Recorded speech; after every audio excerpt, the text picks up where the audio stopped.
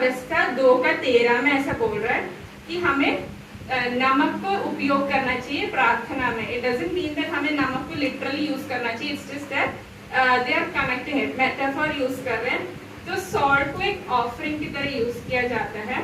So why do we offer something to Christ? It's kind of like a thanksgiving to God. So हमें grains का use किया। सो हम पुराने जमाने में ग्रेन्स का इस्तेमाल किया था एज एन ऑफरिंग।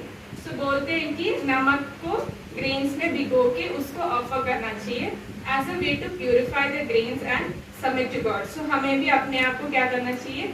प्यूरिफाई करके परमेश्वर को सबमिट करना है अपने आप को। नेक्स्ट है लूक 14:34। लूक का सुसमाचार 14:34 में बोलता है कि इट्स अ रिमाइंडर, मतलब जो हमसे मत्ती 5:13 में बोल रहे हैं उसका सेम, उसका एक रिमाइंडर हमें लूक 14:34 में दे रहा है। ये बोलते हैं कि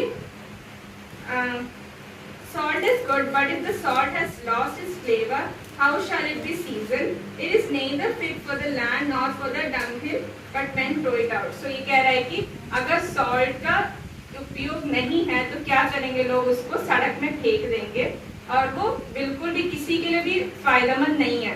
सो वही इधर बोल रहे हैं कि अगर हम परमेश्वर के यूजफुल नहीं हैं, so we don't have the right to stand before the God. परमेश्वर ने हमें एक राइट दिया है so that we can stand and be preaching about him. Agar we lose the importance, then we don't have the right. So we should carry on the faith that we have.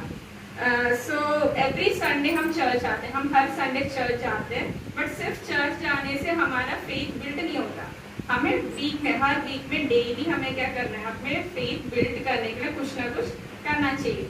So we can start with reading Bible पढ़ सकते हैं, prayer हर रोज कर सकते हैं। अगर हम family के साथ रहते तो फैमिली प्रेयर, अगर हम अकेले रहते तो अकेले भी कर सकते हैं। सो उससे क्या होगा? हमारा फेथ इंक्रीज होता रहेगा, वो डिमिनिश नहीं होगा। So with this thought, it's a small thought, so with this thought I like to conclude that we should have faith like a salt.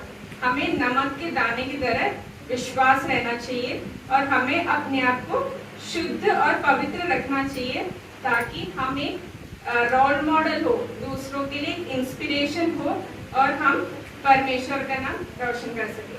Thank you.